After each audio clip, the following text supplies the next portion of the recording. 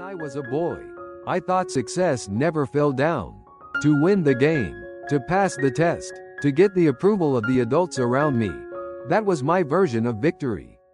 If I tripped, if I stumbled, if I embarrassed myself, I thought it was a permanent stamp on my forehead that read, "Not good enough."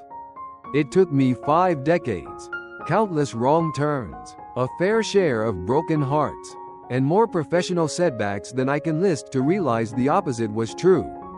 Failure isn't the stamp of "not good enough."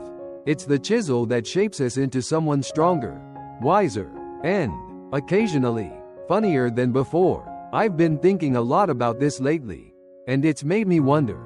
Do you remember the first time you failed so spectacularly it made your stomach ache? The kind of failure that made you want to crawl under a rock and never come out? If you've got a moment, I want you to sit with that memory. Just for a second. We've all got one. I can still feel the sting of one of my earliest lessons. I must have been about 7 years old, standing in front of my classroom during what the teacher called poetry recitation day. The air was thick with the smell of chalk and old paper, and a patch of sunlight from the window made dust motes dance. I had a short poem memorized, a simple one about a bluebird, and I had rehearsed it in front of my mother so many times I could say it in my sleep.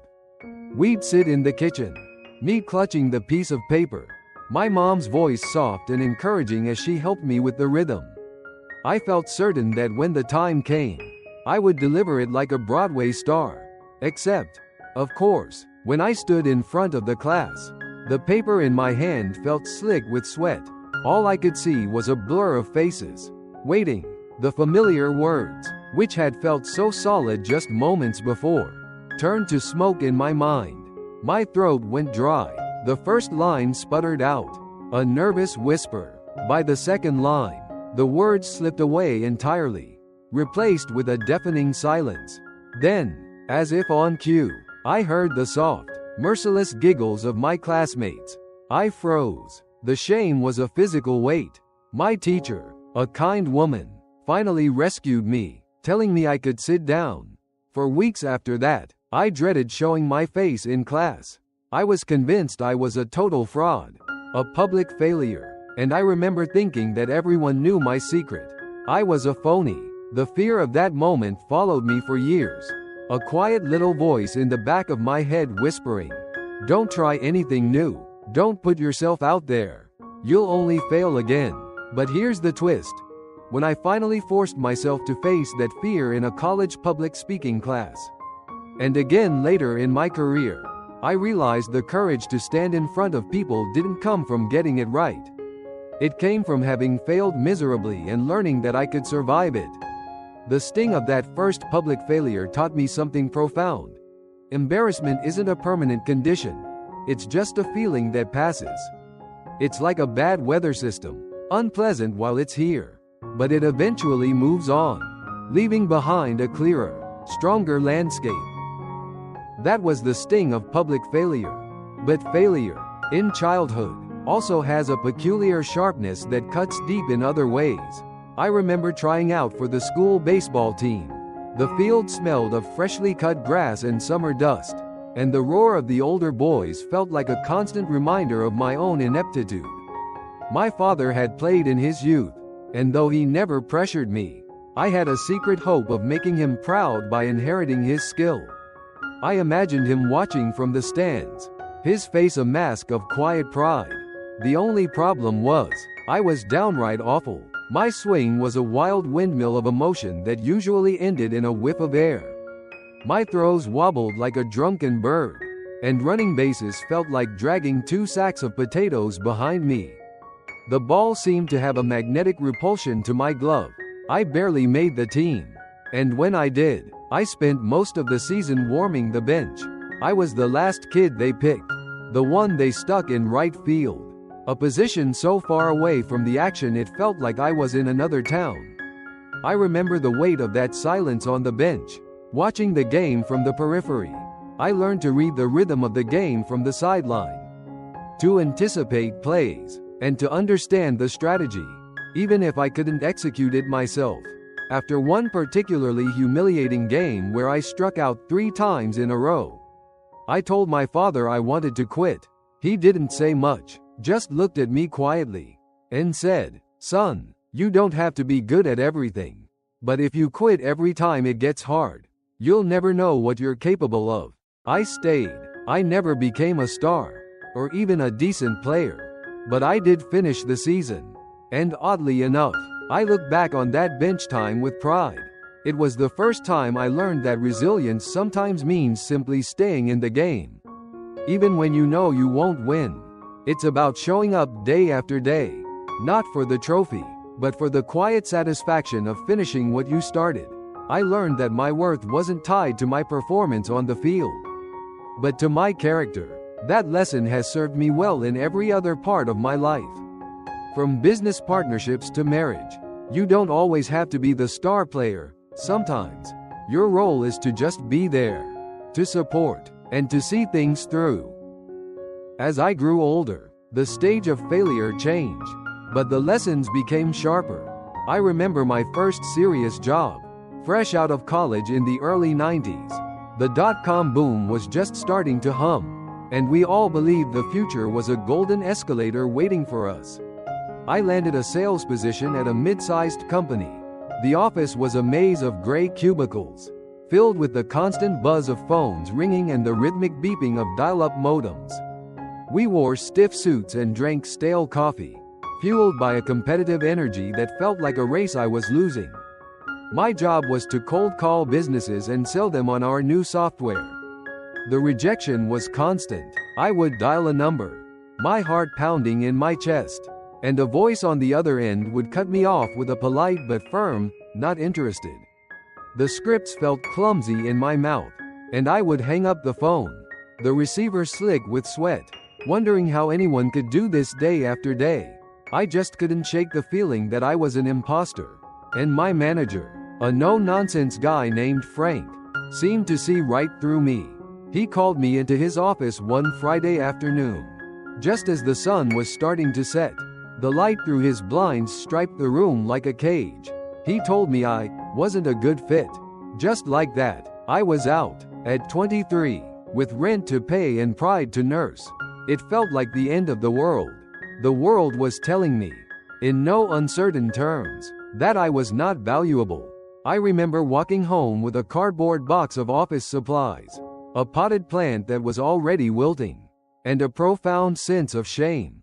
My grandfather, a man who worked the same factory job for 40 years, used to tell me, "A man's worth is in his work." In that moment, I felt worthless. But here's the funny part. That failure set me on the path to work I eventually loved. Being fired taught me that rejection isn't final, it's directional. It pushes you somewhere else, somewhere unexpected. If I hadn't been fired from that job, I would never have pursued the opportunities that led me into teaching, public speaking, and writing. Failure, in hindsight, looks less like a dead end and more like a hand on your back, shoving you down a different street you'd never have walked otherwise. That sales job was a test, a hard one, but it wasn't the destination. The real lesson was that my unique talents didn't fit that specific mold. And instead of trying to force myself into a shape I wasn't, I was free to find my own. It taught me that failure often isn't a judgment on your character, but a clue about your path. Career setbacks became a recurring theme.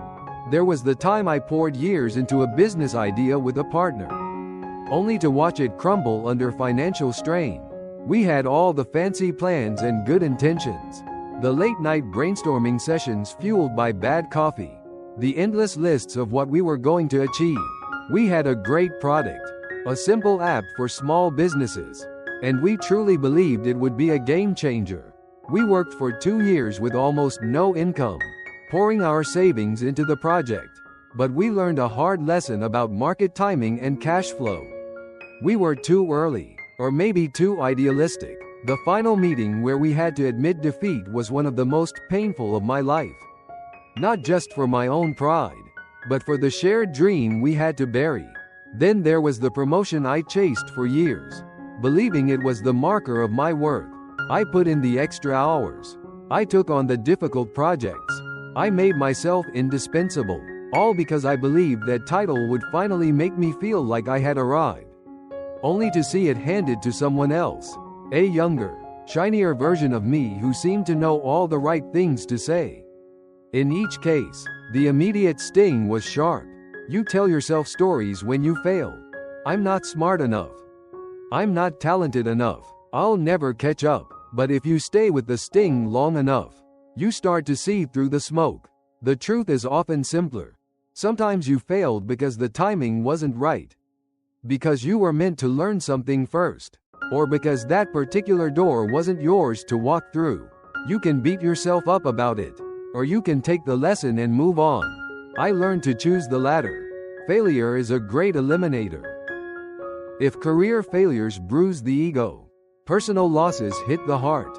Nothing teaches resilience more brutally than loss.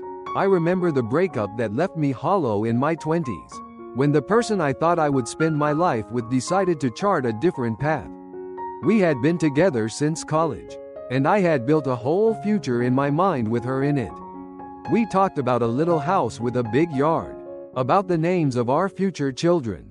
When she left, it wasn't just a breakup, it felt like the future itself had been taken away. I became a ghost in my own apartment. I couldn't eat, I couldn't sleep, and I would just sit in the dark, wondering where it all went wrong. It was a failure of expectation. But with distance, I began to see how that heartbreak forced me to grow. I had to stand alone. I had to find out who I was without the reflection of someone else's love. It was terrifying and lonely, but it was also liberating. I started to make a new life for myself, one that was mine and mine alone. I learned to cook a meal for one. I started running. I rediscovered old friendships that had withered.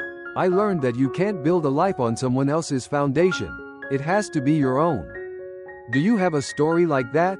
A loss that changed everything? If you do, I want you to know it's okay to carry that scar. Later, the losses became deeper. The passing of my parents, the unexpected death of a friend. These aren't the failures we sign up for, but they are failures of a different sort. The failure of life to meet our expectations. The failure of permanence itself. The kind of losses that leave a hole in your chest. When my father passed, I felt like the compass I had always relied on was gone. The house felt so empty without his laugh, without his presence. When my mother followed a few years later, it was as if the last warm place in the world had gone cold. My friend's death was a sudden, brutal shock. 1 minute, he was there, making a joke. The next, he was gone. These weren't things I could have prepared for. And for a long time, I just felt broken. But even here, resilience finds a way. I learned that grief doesn't vanish, but it does teach. It teaches patience, empathy, and a tender awareness that life is fragile. It teaches you to hold on to people while you have them and to forgive quickly. Because time is never guaranteed. It teaches you to live with a greater sense of purpose and appreciation for the small, beautiful moments. In the wake of these losses, I learned to be a better son, a better friend, and a more compassionate man. I learned to appreciate the simple act of a phone call, the warmth of a hug, and the quiet comfort of being with someone you love. I've had other, smaller failures too, failures of ego. I remember once I took on a home renovation project I was completely unqualified for. Convinced I could figure it out, I ended up spending 3 times the money I planned and making the room look like a tornado had gone through it. I had to call in a professional to fix my mess, and the look on his face as he surveyed my handiwork was a lesson in humility I'll never forget. I've also learned about the failures of friendship, the quiet decay of a relationship when you stop putting in the work, or the pain of a disagreement that can't be mended. Failure isn't always a dramatic, life-altering event. Sometimes it's the quiet realization that you made a mistake, that you let someone down, or that you just weren't up to the task. But these failures are just as important as the big ones. They are the small, daily sharpenings of the chisel. They teach you to be honest with yourself, to ask for help, and to apologize when you are wrong. Now, in 2025, failure feels different again. The world moves faster, more unpredictably than I've ever seen. Technology shifts the ground beneath our feet. Industries disappear almost overnight. Artificial intelligence, automation, global shifts. They all create new arenas where we must adapt. Resilience in this world isn't just about bouncing back from personal setbacks. It's about staying flexible in a constantly shifting landscape. I've watched friends reinvent careers in their 40s and 50s, not because they wanted to, but because the world demanded it. The ones who thrive aren't those who cling hardest to the old ways, but those who are willing to learn, to fail, and to rise again. Resilience today is also about mental agility. It's about unlearning as much as learning. If I hold too tightly to what worked yesterday, I'll miss what's possible today. The world is a river that never stops flowing. You can't step into the same river twice. And you can't use yesterday's map to navigate today's world. And maybe that's the greatest lesson failure has taught me across the decades. To keep my hands open. To hold lightly. To try. To stumble. To laugh at myself. And to try again. There's a story I once heard that sticks with me. A man asked a blacksmith how he knew when a piece of iron was properly tempered. The blacksmith said, "I heat it up, I hammer it, I cool it, and I repeat. Each time it bends, it grows stronger. If it breaks, it was never meant to last." I think people are much the same. Every failure, every setback, every heartbreak is part of the tempering. It's not pleasant, it's painful and exhausting, but it's shaping us into something resilient. So if you're listening and feeling the sting of failure, you're not broken. You're being tempered, you're being shaped, and one day, you might find that the very stumble you hated most was the one that gave you the strength you needed for the road ahead. In the end, failure isn't the opposite of success. It's the raw material success is built from. It's the scar tissue that makes us stronger, the humility that keeps us human, and the hidden teacher that never goes away. I've fallen more times than I can count, but I've also learned that falling forward, even clumsily, is still progress, because the ground is not your enemy, it's your teacher.